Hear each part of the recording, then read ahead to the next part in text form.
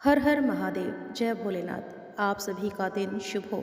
शनि प्रदोष व्रत भगवान शिव को समर्पित है और इस दिन विशेष रूप से भगवान शिव के साथ साथ शनिदेव की पूजा प्रदोष काल में की जाती है। इससे बहुत सारे लाभ आपको मिलते हैं, जैसे सभी पापों का नाश होता है। शनि प्रदोष व्रत करने से व्यक्ति के पिछले जन्मों और वर्तमान जीवन के समस्त पापों का नाश होता है। भगवान शिव और शनिदेव की कृपा से मनुष्य धर्म और पुण्य के मार्ग पर चलता है। यह व्रत शनि दोष, साढ़े साती और दैया के प्रभाव को कम करता है। जो लोग शनि की अशुभ दृष्टि से पीड़ित हैं, इस व्रत के पुण्य के प्रताप से उनके जीवन में सुख समृद्धि लौट आती है। शनि प्रदोष व्रत रखने से भी सभी प्रकार के संकटों से मुक्ति मिलती है। खासकर वे लोग जो लोग ऋण और शत्रुओं से परेशान हैं, उन्हें इस व्रत से बहुत हद तक समस्याओं से मुक्ति मिलती है। तो आज की वीडियो में आप सुनेंगे भगवान शिव और शनिदेव के समर्पित शनि प्रदोष व्रत की संपूर्ण कथा। उससे पहले जानिए आज के प्रदोष काल के समय के बारे में। इस बार साल 2024 का अंतिम प्रदोष व्रत, जो कि पोष महीने के कृष्ण पक्ष का प्रदोष व्रत है, 28 दिसंबर शनिवार को रहेगा। इस दिन प्रदोष काल का समय रहेगा शाम 5 बजे से 6:30 तक। शाम की पूजा आप इस समय करके सच्चे मन से व्रत की कथा सुने, आपको आपके हर कष्ट से मुक्ति अवश्य मिलेगी। शनि प्रदोष व्रत की पौराणिक कथा। एक बार की बात है, एक नगर में एक सेठ जी रहते थे। सेठ जी के घर में हर प्रकार की सुख सुविधा थी। उनके पास अपार धन संपत्ति थी, लेकिन उन्हें एक ही दुख था कि उनकी कोई संतान नहीं थी और इसी कारण सेठ और सेठानी दुखी रहते थे। उन्होंने संतान प्राप्ति के लिए कई उपाय किए, व्रत उपवास रखे, लेकिन सफलता नहीं मिली। तब दुखी होकर कुछ समय बीतने पर सेठ जी ने अपने काम को नौकरों को सौंप दिया और खुद सेठानी के साथ तीर्थ यात्रा के लिए चल पड़े। अपने नगर से बाहर निकलने पर उन्हें एक साधु महाराज मिले, जो कि ध्यान मगन में बैठे हुए थे। अब सेठ और सेठानी साधु के पास गए और हाथ जोड़कर उनके ध्यान से उठने का इंतजार करने लगे। अब काफ़ी देर के बाद जब साधु महाराज ने आंखें खोली, तब उन्हें पता चला कि उनके समक्ष कोई बहुत देर से आशीर्वाद लेने की प्रतीक्षा में बैठा हुआ है। अब साधु ने सेठ और सेठानी से कहा कि मैं तुम्हारा दुख समझता हूँ, तुम इस दुख से मुक्ति पाने के लिए शनि प्रदोष व्रत करो, इससे तुम्हारी संतान सुख अवश्य ही प्राप्त होगा। फिर साधु ने सेठ सेठानी को प्रदोष व्रत की विधि बताने के साथ भगवान शिव की वंदना करने के लिए कहा। अब भगवान शिव की वंदना इस प्रकार की जाती है। रुद्रदेव शिव, आपको नमस्कार है। शिव शंकर जगत गुरु, आपको नमस्कार है।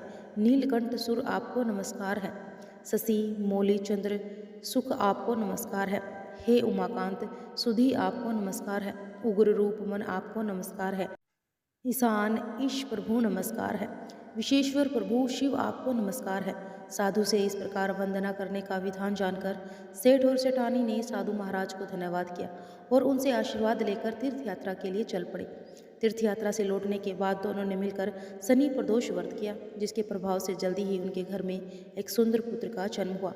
इस प्रकार शनि प्रदोष व्रत रखने से सेठ सेठानी का घर खुशियों से भर गया और शनि प्रदोष व्रत के दिनों में जो भी भक्त जिस भी कामना को लेकर प्रदोष व्रत रखता है, उसकी वह कामना भगवान शिव और शनिदेव की कृपा से अवश्य ही पूरी होती है।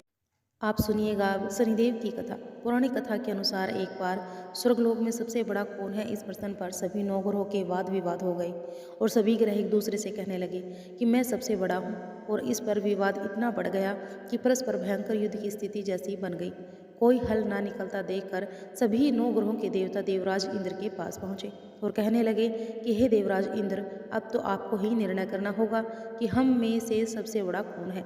अब देवताओं का प्रश्न सुनकर देवराज इंद्र भी उलझन में पड़ गए।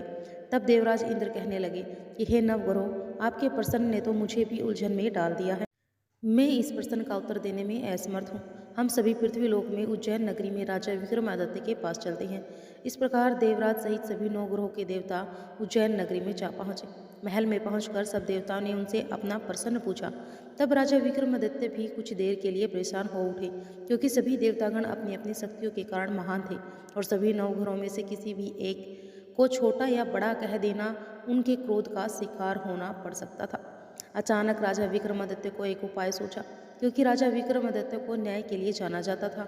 इसलिए उन्होंने न्याय करने के लिए विभिन्न धातुओं अर्थात स्वर्ण, रजत, कांसा, ताम्र, शीशा, रंगा, जस्ता, अभ्रक और लोहे के 9 आसन बनवाए और धातुओं के गुणों के अनुसार सभी आसनों को एक दूसरे के पीछे रखवाकर उन्होंने सभी देवतागणों को अपने अपने सिंहासन पर बैठने के लिए कहा अब देवताओं के बैठने के बाद राजा विक्रमादित्य ने कहा कि आपका निर्णय तो स्वयं हो गया। जो सबसे पहले सिंहासन पर विराजमान है वही सबसे बड़ा है। अब राजा विक्रमादित्य के निर्णय को सुनकर शनि देवता ने सबसे पीछे आसन पर बैठने के कारण अपने आप को छोटा जानकर क्रोधित होकर कहा कि हे राजा विक्रमादित्य, तुमने मुझे सबसे पीछे बैठाकर मेरा अपमान किया है। तुम मेरी शक्तियों से परिचित नहीं हो, मैं तुम्हारा सर्वनाश कर दूंगा। तब शनिदेव ने कहा कि सूर्य एक राशि पर 1 महीने और चंद्रमा 2.25 दिन, मंगल 1.5 महीने, बुध और शुक्र 1-1 महीने और बृहस्पति 13 महीने रहते हैं। लेकिन मैं किसी राशि पर 7.5 वर्ष अर्थात 7.5 जिसे कहते हैं तक रहता हूँ। बड़े बड़े देवताओं को मैंने अपने प्रकोप से पीड़ित किया है। यहाँ तक कि श्री राम को भी 7.5 के कारण ही वन में जाकर रहना पड़ा और रावण को 7.5 के कारण ही युद्ध में मृत्यु का शिकार बनना पड़ा। हे राजा, अब तू मेरे प्रकोप से नहीं बच सकेगा। इसके बाद अन्य ग्रहों के देवता तो बड़ी प्रसन्नता के साथ वहां से चले गए, परंतु शनिदेव बड़े क्रोध के साथ वहां से विदा हुए और राजा विक्रमादित्य पहले की तरह ही न्याय करते रहे। उनके राज्य में सभी स्त्री पुरुष बड़े आनंद से अपना जीवन यापन कर रहे थे। इस प्रकार कुछ दिन ऐसे ही सुकून से बीत गए, लेकिन उधर शनि देवता अभी तक अपने अपमान को नहीं भूल पाए थे। राजा विक्रमादित्य से बदला लेने के लिए एक दिन शनिदेव ने घोड़ों के व्यापारी का रूप धारण किया और बहुत से घोड़ों के साथ उज्जैन नगरी में जा पहुंचे। अब राजा विक्रमादित्य ने अपने राज्य में किसी घोड़े के व्यापारी के आने का समाचार सुना तो उन्होंने भी अपने अश्वपाल को कुछ घोड़े खरीदने के लिए भेज दिया, क्योंकि राजा को घोड़े पालने का बहुत ही ज़्यादा शौक था। अब घोड़े तो बहुत कीमती थे। अश्वपाल ने जब वापस लौटकर इस बारे में राजा विक्रमादित्य को बताया तो राजा ने स्वयं आकर एक सुंदर और शक्तिशाली घोड़े को पसंद कर लिया और घोड़े की चाल देखने के लिए राजा उस घोड़े पर सवार हुआ तो वह घोड़ा बिजली की गति से दौड़ पड़ा और तेजी से दौड़ता हुआ घोड़ा राजा को दूर एक जंगल में ले गया और फिर वहां राजा को गिराकर जंगल में कहीं गायब हो गया। अब राजा को अपने नगर लौटने के लिए जंगल में ही भटकने लगा, लेकिन उन्होंने लौटने का कोई रास्ता नहीं मिला और भटकते भटकते जंगल में इस प्रकार राजा को जोर से भूख प्यास लगने लगी और काफ़ी दूर तक भटकने के बाद आखिरकार राजा को एक चरवाहा मिला। अब राजा ने उससे पानी मांगा और पानी पीकर राजा ने उस चरवाहे को अपनी अंगूठी दे दी। फिर उससे रास्ता पूछकर वह जंगल से निकलकर पास के ही एक नगर में जा पहुंचा। अब राजा विक्रमादित्य ने एक सेठ की दुकान पर बैठकर कुछ देर तक तो आराम किया। अब उस सेठ से राजा ने बातचीत की और राजा के बारे में पूछा तो राजा ने बताया कि मैं उज्जैन नगरी से आया हूँ। राजा की कुछ देर तक दुकान पर बैठने से अब सेठ जी को बहुत ज़्यादा बिक्री हुई। सेठ जी ने राजा को बहुत ही भाग्यवान समझा कि इन्हीं के कारण आज मेरी दुकान में सबसे ज़्यादा बिक्री हुई है। तो उन्होंने खुश होकर राजा को अपने घर पर भोजन करने के लिए आमंत्रित कर दिया और उन्होंने अपने घर ले गए। सेठ के घर में सोने का एक हार खूंटी पर लटका हुआ था। अब राजा को उस कमरे में छोड़कर सेठ कुछ देर के लिए बाहर चला गया। तभी एक आश्चर्यजनक घटना घटी।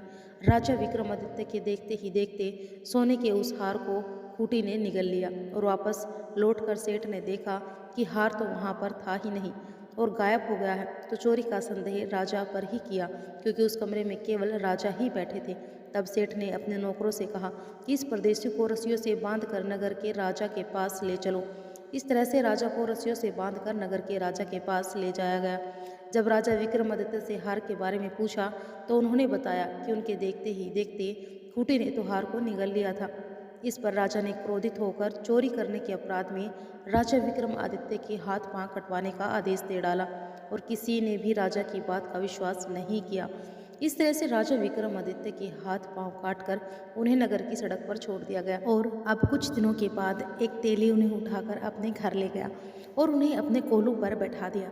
अब राजा आवाज़ देकर बैलों को हाँकता रहता और इस तरह तेली का बैल चलता रहा। अब राजा को भोजन भी मिलता रहा और शनि के प्रकोप की 7.5 पूरी होने पर वर्षा ऋतु प्रारंभ हुई। अब एक दिन राजा विक्रमादित्य एक रात को मेघ मल्हार गा रहे थे कि तभी नगर के राजा की लड़की राजकुमारी मोहिनी रथ पर सवार होकर उस तेली के घर के पास से गुजर रही थी।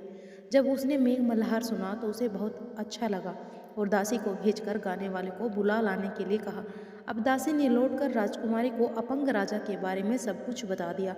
अब राजकुमारी उसके मेघ मल्हार से बहुत ज़्यादा मोहित हुई थी, अतः उसने सब कुछ जानकर भी अपंग राजा से विवाह करने का निश्चय कर लिया।